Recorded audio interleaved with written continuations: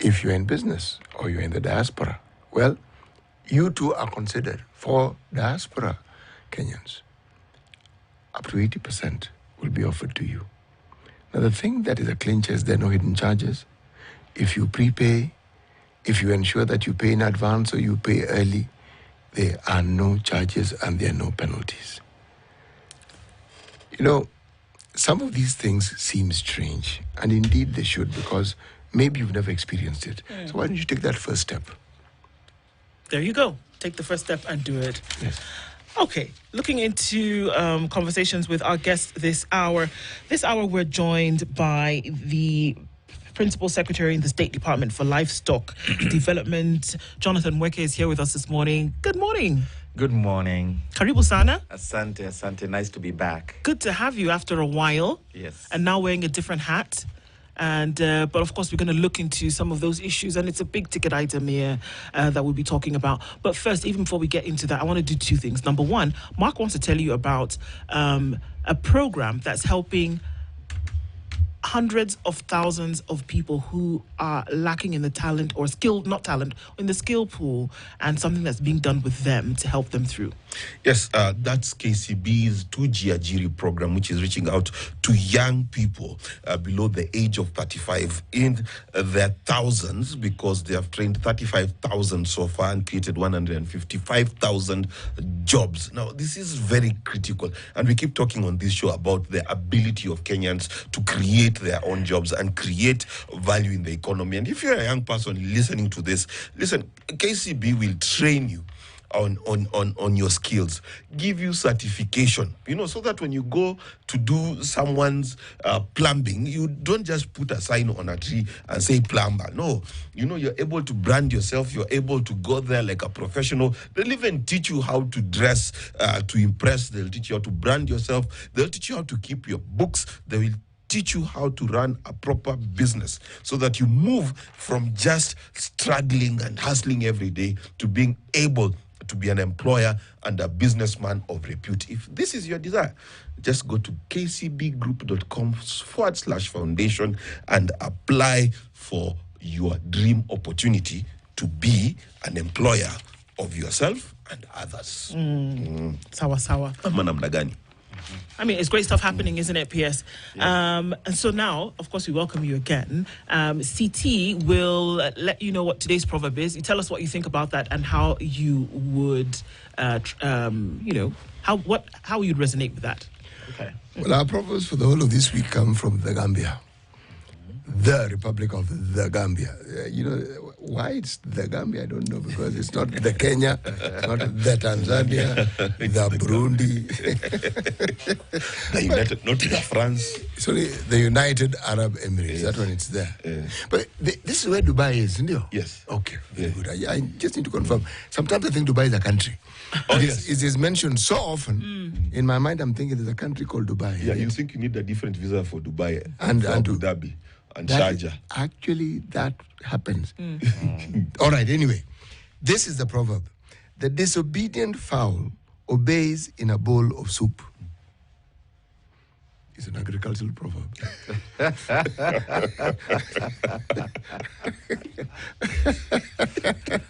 I guess it's similar to the proverb that says, who pays the piper calls the tune. Calls a tune. Yeah, so it might be disobedient, but when it needs something, food, then the fowl must obey so that it can be fed. That is a very interesting interpretation. Yes, it is. It is. It is. It is, actually. It is. Thank you. Karibu. All right. PS, even as we get into this conversation today, we're looking at a number of things. Over the last couple of months, Kenya signed this big ticket agreement with the UAE, interestingly enough. And one of the big things that we saw was that livestock, Kenya's goat meat, very, very popular on that side of the world. So that included some of that. There's also the whole conversation around, vaccinating livestock so that it can actually be in good state so that it can find its way to other shores. interestingly enough, it was clear that the demand for Kenya's meat can actually not be met, and at the moment, you're not able to actually get the numbers that imports from other countries would require. So we look at all of these elements and we say that there's huge potential for this particular department that that you oversee to be able to contribute significantly to Kenya's economy. Just that as an overview. So let's go into some of those details now and say, all right, so where are we in terms of the potential that Kenya's livestock does actually have towards economic development? Excellent. Good morning, all Spice FM listeners and KTN viewers. It's really nice to be back on the show with these wonderful presenters. Yes, you're right. There is a lot of economic potential in livestock, but sadly, it's never been exploited. There's no government since independence that has intentionally and deliberately said we're going to invest in the livestock sector.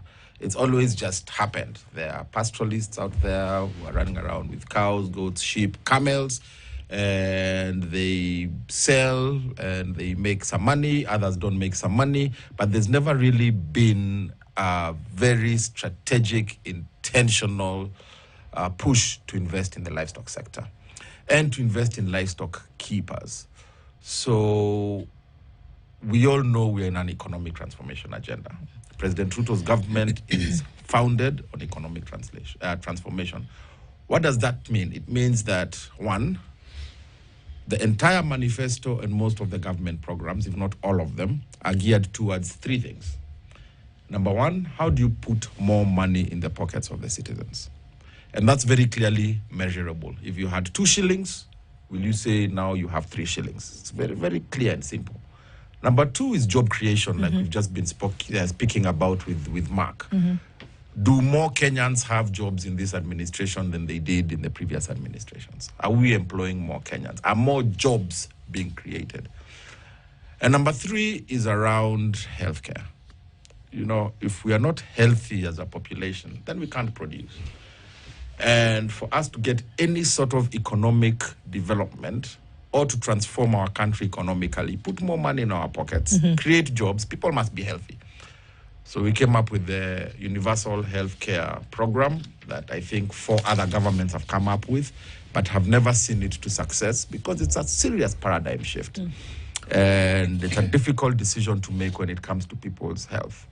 And that's what we are calling Taifa Care. That's run by the Social Health Authority, now commonly known as SHA. So those are the 3 things that we said, listen, after 5 years, we must sit back and look, did we do this for Kenyans? Now, that being said, we said now, the biggest way or the fastest way to transform our economy is by looking at a sector of our economy that is, again, often very much ignored, the bottom of the pyramid. We always give tax breaks for the big companies. We always give concessions for the big companies. We always give trade agreements for the big companies. What about that guy we were calling Mutu wa Mkokoteni, Mutu wa Kinyozi, Mutu wa Boda Boda, Mama Mboga? How do we empower these people? And livestock happens to be a real bottom-up economic activity because almost 90% of our households, somebody has some sort of livestock, either a chicken or a bee making honey, or a goat or a sheep or a cow or a camel. Yeah, so it is really an economic activity, and that's why the decision was made by our vision carrier, President Ruto, that we are going to invest in livestock. So let's start from there. So my job is to make sure we can commercialize livestock and make an economic activity around it. So where did we start? We started by looking at the market. Okay. Yeah, so we took a value chain approach and we said we are starting at the end of the value chain. Where is the market for our products? Livestock has 5 products. There is meat, there is milk, milk, eggs, leather, and honey. So we said, why don't we go and do some route to market studies to find out where is the market, what does the market require, in what quality, in what quantities, what is the consistency level, and how competitive are we? And we did a route to market study for red meat, which is our priority value chain. There are 3 of them: dairy and leather. And what we found is that we have a huge potential, both locally and internationally, for our livestock products. The 5 of them I said. We are focusing on 3. We are not able to supply the market for various reasons, not just because we are not producing. We are producing a lot of livestock. Actually, our herd is number 3 in Africa. Okay. But because we are not productive, we are not producing what the market demands. And the market told us what it demands. Market said, listen, we need quality products in large quantities consistently. So if we get an order from what CT thought was a country called Dubai, Yes. and we get an order from their local supermarket that they want 1,000 kilograms of goat every week. What's been happening is we're able to supply them this week, and next week we can't. Not because we don't have enough goats, but also because they give us a certain quality that we must meet. So that led us now, as a State Department, to come up with interventions to ensure that we can meet the market needs. Because if you produce and nobody is buying your produce, there's no business you're doing, there's no economic activity you're doing, nobody's making any money. Yeah. So we came up with 4 things that we said we must intervene if we are to be competitive. Because remember, we are competing with other countries. Yeah, even locally we compete with other countries because we import food. So if we don't produce good food for our locals, they'll import it. So since we are competing, we say now we must come up strategically and deliberately with interventions, 4 of them, to ensure that we can be competitive and we can create some economic activity around livestock, which the potential is very huge. Number 1, we are not producing enough quantity, and that came down to our breeds.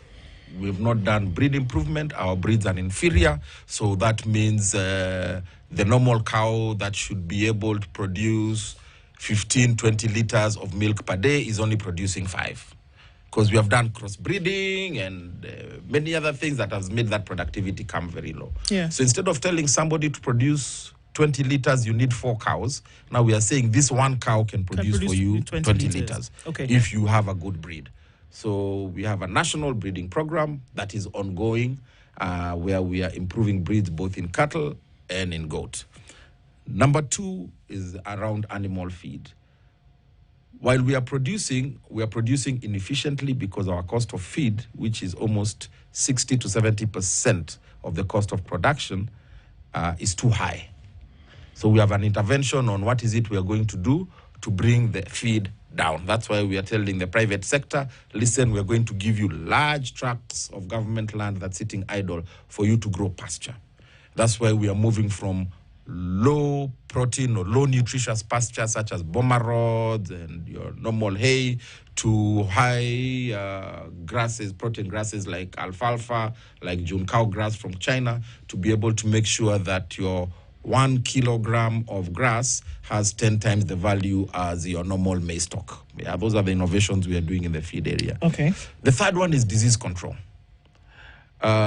This story I must tell because it's been a very big conversation, national conversation about vaccination. Yes. So in our route to market study for Dubai, and we sent 85% of our red meat to, actually not Dubai, to UAE and Kingdom of Saudi Arabia. Yes. So we decided to focus on those 2 countries.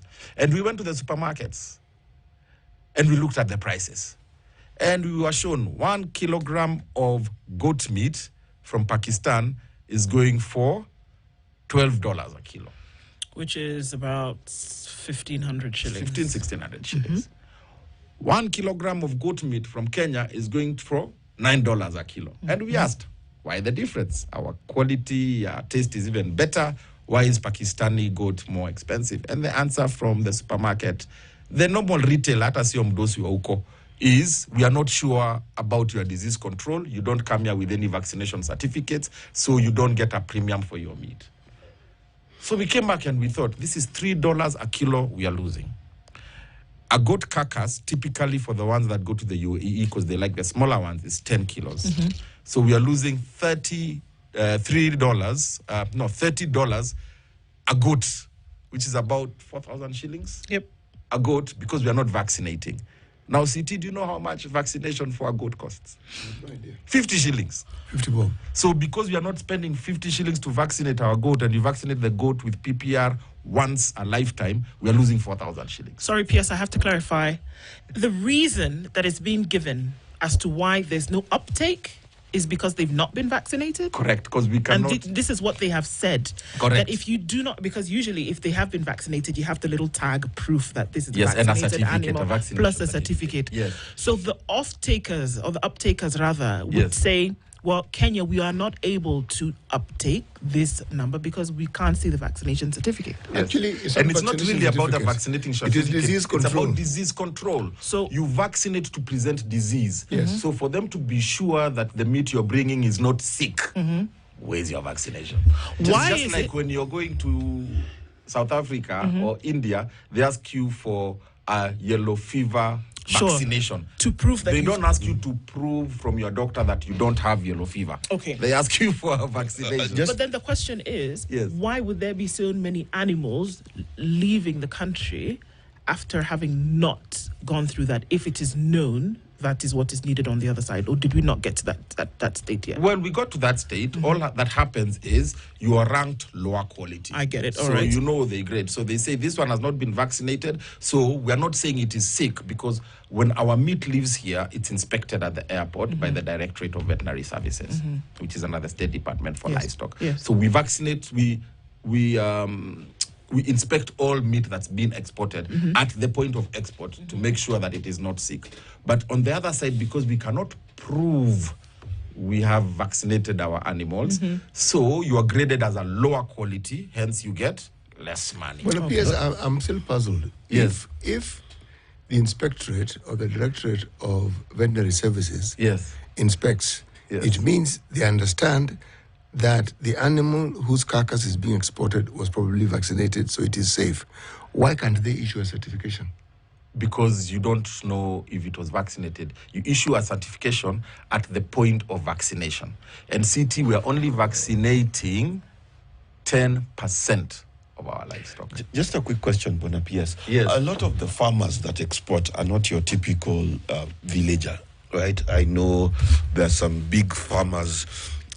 Just to mention one, there's a guy with a big farm on the Eastern Bypass that was raided some time back. Yeah.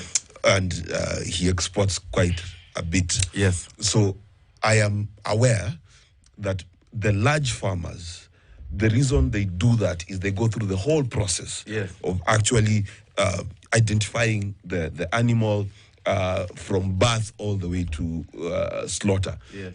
So, and that forms the bulk Yes. of what we export. I know this because, first I can confirm, supermarket prices, you're right, demand in UAE and the Kingdom of Saudi Arabia, you're right, 100%. Yes. My question is, a lot of the carcasses that are exported, Yes. I know for a fact, are also tracked from birth Yes. to slaughter. So, where's the discrepancy? Tracked by whom? By who? So what happens In is Kenya. Very far from the truth. okay. So animals, when they are born, are supposed to be tracked. So you Supposed tag to be. them, Yes. right? Supposed So you tag them. You say this one was born this day, it was vaccinated this day, Yes. it was done all of these things, Yes. right? Right. But So does that that is happen? very, Because- very far from the truth. Very, very, very far from the truth. Okay. The example you just gave about the large farmers, I can tell you, are less than 5% of what goes out. No, but those large farmers, Less do than they 5%. do that? They do that, and that's not So our that's not problem. far I from told the you- truth, I Bonapius. told you. Hold on a second. Hold on a second. Let's go systematically so that everybody can understand this. Right. We're only vaccinating about 10% of our animal population. Okay. Okay? About 5% are these large ranches that Mark is talking about. The other 5% might be farmers out there who can afford vaccination. Okay. The other 90% are going completely unvaccinated.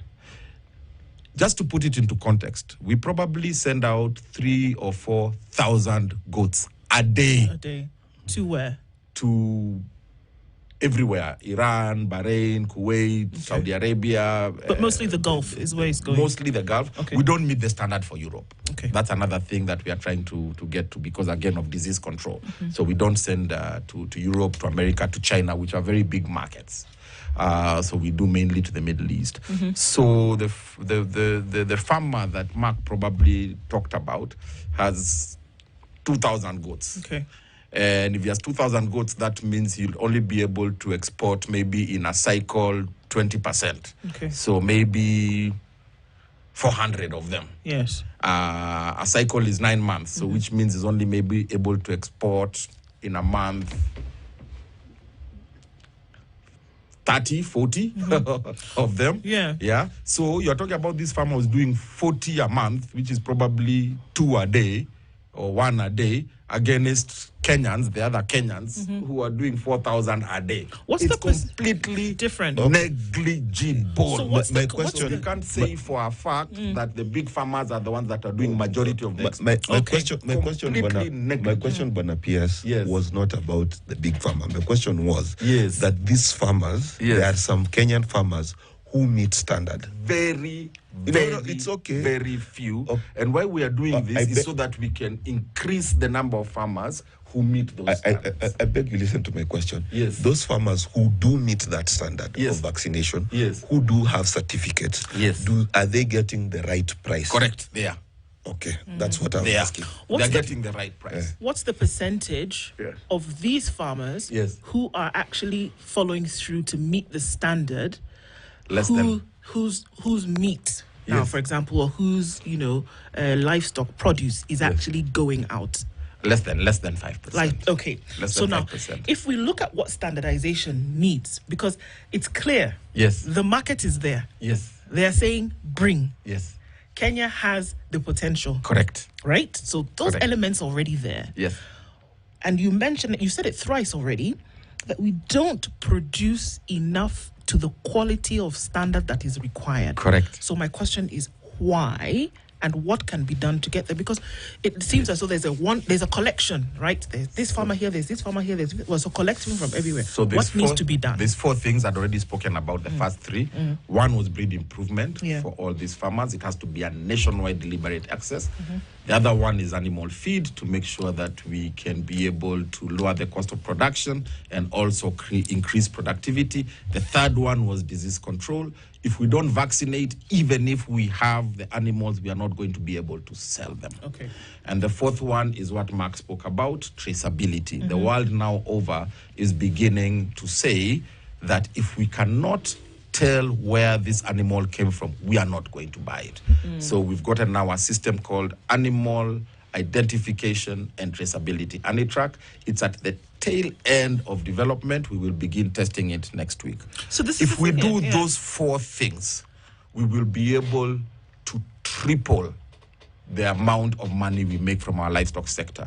If we do those 4 things, livestock on its own is going to become bigger than tea, coffee, and flowers combined. What's the So amount? that is why it is so important for us to do those.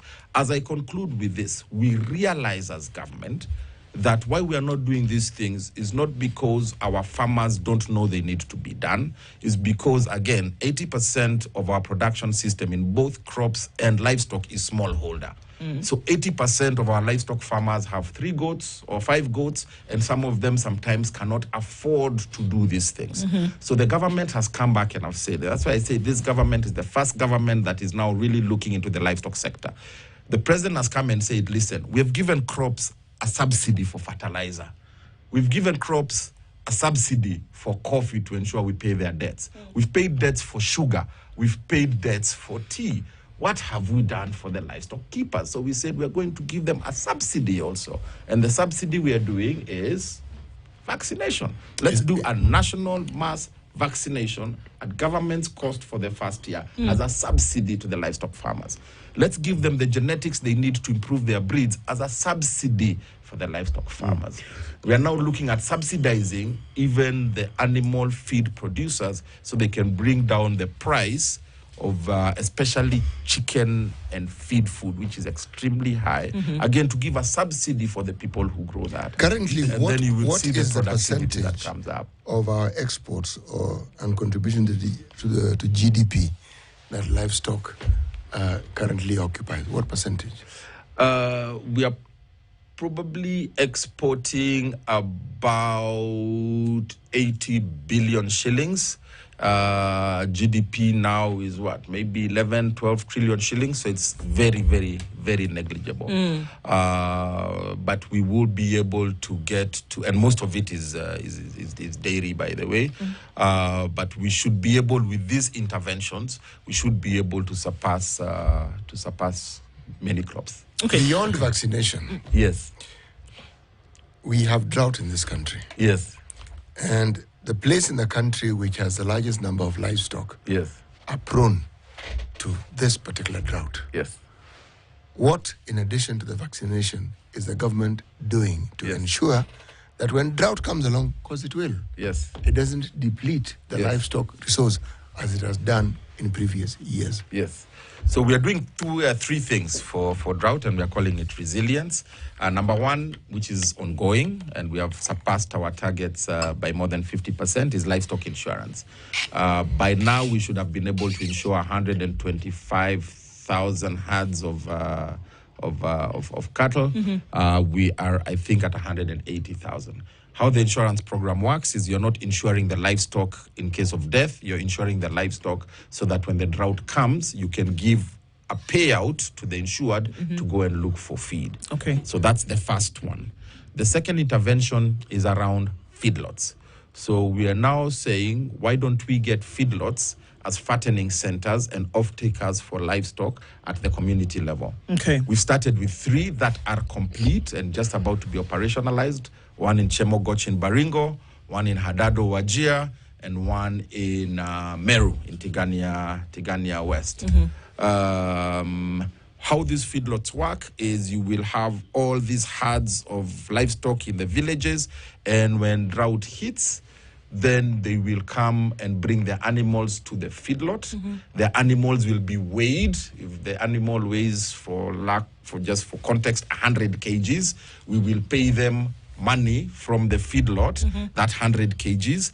Then, because the feedlot has enough feed and irrigation, we will fatten that animal to 150 kgs and then go and slaughter it, so harvest it. Okay. That extra 50 kilogram will be shared between the owner of the feedlot, which is the local cooperative, and the owner of the livestock. So they'll get a bonus of another 25 kilograms. And this is something that's happening now, or something to happen? This is something that's happening Okay. now. The infrastructure is complete. The third thing, I spoke about innovation in terms of the kind of pasture that we are producing. There's now grasses, CT, like alfalfa, like the Junkao grass, that can grow with very, very little water. And if you go to Mandera and to Wajir, right now, I can send you guys pictures later, you'll find grasses as high as your height that is being grown in those SL areas. And again, that's really going to be able to help ensure that we do not lose our animals anymore to drought. Let's take a break on that point, and then we can come back and continue with this, because it's interesting to understand then what is going to happen to mitigate some of these things. Excellent. And then look at how it can be a definite contributor to the economy. It's important for us to note. Principal Secretary in the State Department of Livestock Development, Jonathan Weke, is our guest this hour. And remember that at some point, a medical bill is going to crop up into your reality, and it shouldn't break you. One hospital bill can wipe out your savings in an instant. We've seen it all happen, because someone falls sick and suddenly there's a WhatsApp harambe. But what if you never had to do that? What if you never had to beg for help? What if, instead of worrying about money, you would just focus on getting better? Jubilee Health Insurance has a plan for you. Whatever you need, inpatient, outpatient, maternity, or family cover, they've made it affordable and accessible. Worried about cost? You don't have to with the Lipa Pole Pole.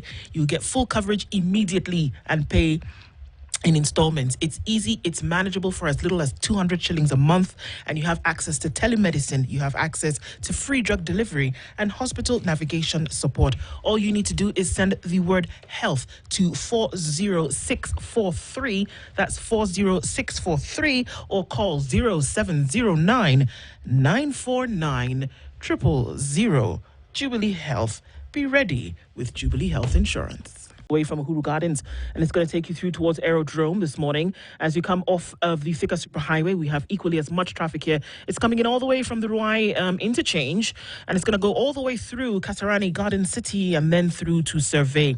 It's very busy on Kiambu Road. In and outbound traffic is doing the thing today.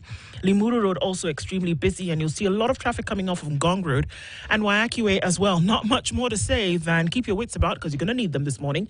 Try to keep things moving. Let's talk Spice FM KE on X, hashtag The Situation Room. Mature, intelligent talk every morning. Spice up yourself.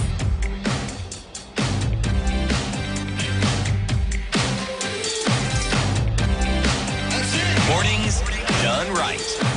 20 minutes to the top of the hour. Our guest this hour is the Principal Secretary in the State Department for Livestock Development, Jonathan Mweke, and looking at the potential that development of livestock actually does have towards the economy.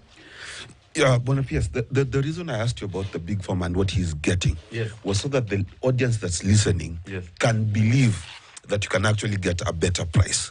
And there are two things that I'd like to ask you in that perspective, because there's definitely a big market. There's a big market for honey as well.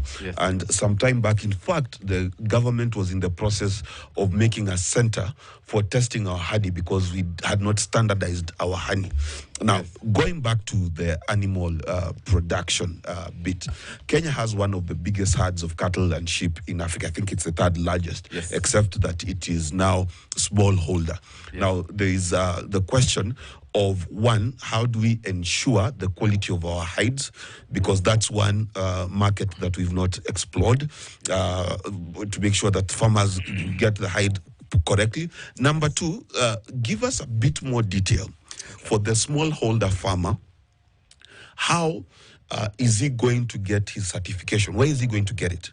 Are there extension officers on the ground that are going to help them, one, understand what is happening, because that is very important, to dispel rumors, because, for example, we were told that the vaccines are supposed to deal with fats and things like that. Then number three, help them to get the route to external markets, because most of our farmers sell their cattle, sheep, and goats to middlemen who then take them to the Kichinjio and whatever. So how do we get the extension officer to educate the person, give them the certificates they need, and give them a route to market that is external to the country, and dispel rumors? But they start with the rumor about cow fats. By the way, Mark, you are so spot on. And that's why when I started this conversation we're having this morning, I said the agenda of the government is bottom-up economic transformation agenda. Bottom-up, And why is it bottom-up? Is because we realized the guys at the top are the ones who are always making all the money because they have the muscle too. And there are only 5% of them. The other 95% of them are hukuchini at the bottom, but because nobody lifts them up, they remain at the bottom. Now, Mark is spot on. The guys who are at the top are vaccinating, they have superior breeds, they are exporting, they have access to the market, and they are making a killing. And we know them, they are big brands around here. They are making a killing because livestock is an extremely profitable industry. Now, even when they get more orders than their own farms can supply, what do? They go to the guy at the bottom, buy at a throwaway price, because they know the guy at the bottom cannot fatten their animal, cannot vaccinate their animal, cannot feed their animal, get it at a very lower price, add a little value of vaccination. I told you it's 50 shillings. For the cow, it's 150 shillings. Add that little value and make 2,000% profit off the small guy. And that's why now government is saying, why don't we help the guys at the bottom? So, Mark, you're absolutely right. Yeah. How do we help them vaccinate their animals? Okay. Yes. Now, misconception. The farmer knows what to do. Absolutely. That's why they are farmers. Yes. The farmer knows they need to vaccinate. They're just not able to vaccinate because maybe of some financial constraints. Have they Or not been maybe- vaccinating all this time, They've though? been vaccinating, but I told you 10%. Okay. The statistics are 10%. Okay. We have the data. Yeah. Because we are That- the ones that who is do the true. vaccinations, yeah. And why? Because how do they access the vaccine? Sure. From whom? From who? Let me tell you, like right now, the study we were told, Ndo, is that we are only able to deliver 14% of what the UAE and Saudi Arabia are looking for. Yeah, without touching Oman and the rest. Yeah, which- just those yeah. two. Only 14%, which means there's an 86% of our livestock that they want that they can't get. Now, on the other hand, my auntie in a place called Tiva in Kitui Central is trying to sell a goat to pay school fees and has walked from market to market to market to market Yeah. and cannot find somebody to buy her goat for 5,000 shillings, while the guy from Dubai is saying, I'll buy it for 8,000 or 9,000 shillings. So, market linkage. Why can't we make My the connect? auntie knows that she wants to sell her goat, but she has no idea on how to get her goat to Dubai. That's where government is coming in to ensure that now we can help our people with access to market. So what have we done? One, I've talked about the interventions of the subsidies we're giving the small guy so that they can up their quality and they can also be able to make money from their livestock. But two, livestock has been completely unstructured. So we've already begun the process. As we speak, I have a team in 21 counties doing what you call aggregating smallholder farmers into livestock production units or cooperatives, as you are, right? Dairy is a little bit organized. Tea and coffee is extremely organized. Livestock is completely unstructured. The only structure that is probably there very little is in the northern Kenya with the pastoralists, because they structure themselves around clans. Right. Yeah, and that's why you see the animal is blended for this clan, for this clan. But how can we put them in units so that you take 5 cows here, 5 cows there until they reach 1,000. Then you form a cooperative with that 1,000. Then you now give them inputs and subsidies through e-voucher system like fertilizer through that cooperative. So you give them their feed subsidy, their genetic subsidy for breed improvement, their tagging for traceability, and their vaccination through that, and their insurance through that subsidy. Yeah, I mean through that cooperative, and then you give that cooperative an off-take agreement and you link them directly to the export market. Okay. Which is what our president has been doing when he travels. He signed the Comprehensive Economic Partnership Agreement with UAE, the first one UAE has signed with a country in Africa, signed the Economic Partnership Agreement with the European Union, which has given us access to 27 countries in Europe, duty-free, quota-free, accessing a market with a joint GDP of $19.8 trillion. Now, I hear what you're saying. The markets are open, but we can't push anything through the door because we don't meet the standard. And that's the bane. So And that's the now bane. is helping the normal Mwananchi P.S. to bring the standard. Just let me finish my yeah, my thought. Just 1 second. Just to finish with Mark on the vaccination and the misconception. So why I was saying the farmer knows what to do is right now, though, under this mass vaccination program, we have vaccinated Embu, Tharaka-Nithi, Laikipia, Kitui. You saw us last week in Northeastern, where with the president, we were able to vaccinate Garissa, Wajir, and Mandera. And guess what?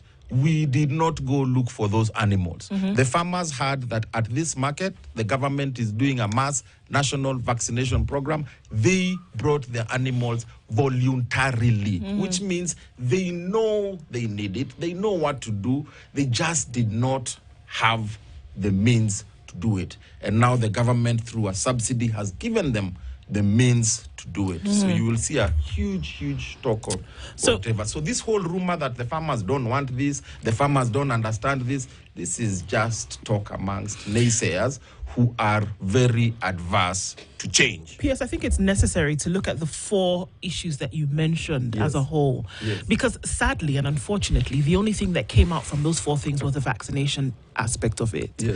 And it was met with such, vitriol because of the fact that it was not couched in all the proper information and communication that it ought to have been. And sadly, That's the bane sometimes of government, that you don't talk about the things that you do in whole. So you don't give everybody the information at once. I don't think there's anybody who doesn't want to increase the potential of their business. If they know that there is help coming from government, that it comes through in a transparent manner. And so perhaps that is where it came from.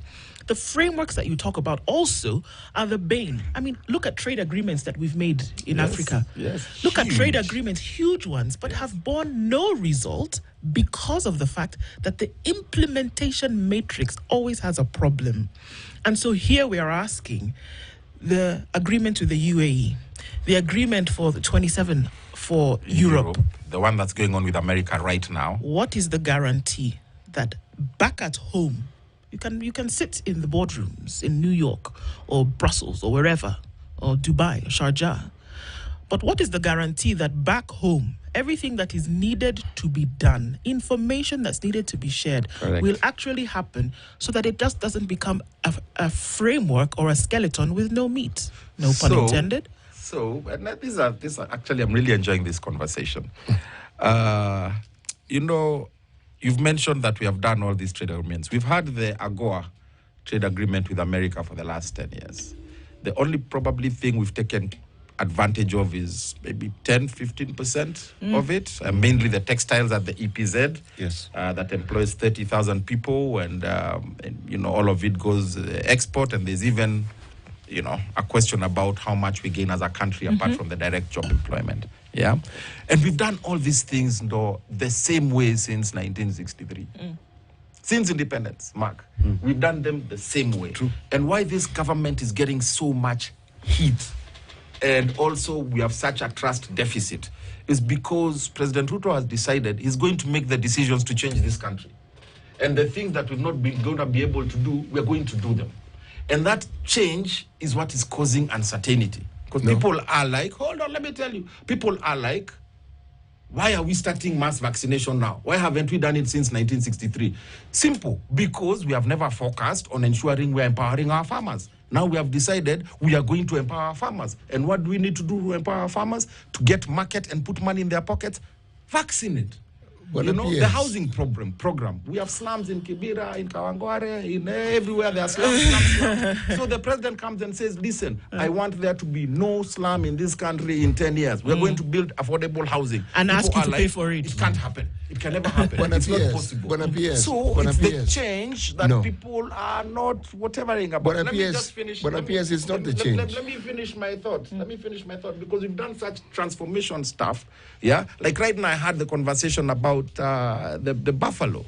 Okay, we've been working on this thing since December of 2023. And who have you been telling? Whole people who need buffaloes. You would not know because you don't need a buffalo. No, it's not that. No. In fact, I am glad you have mentioned the buffalo, and I'm glad you have framed it the way you have, because that is actually the heart of the matter. And that's exactly what we said. That where's the market? Who's breeding them? Exactly. CC, ask your question. Yes. My question is a simple one. Yes. You bring...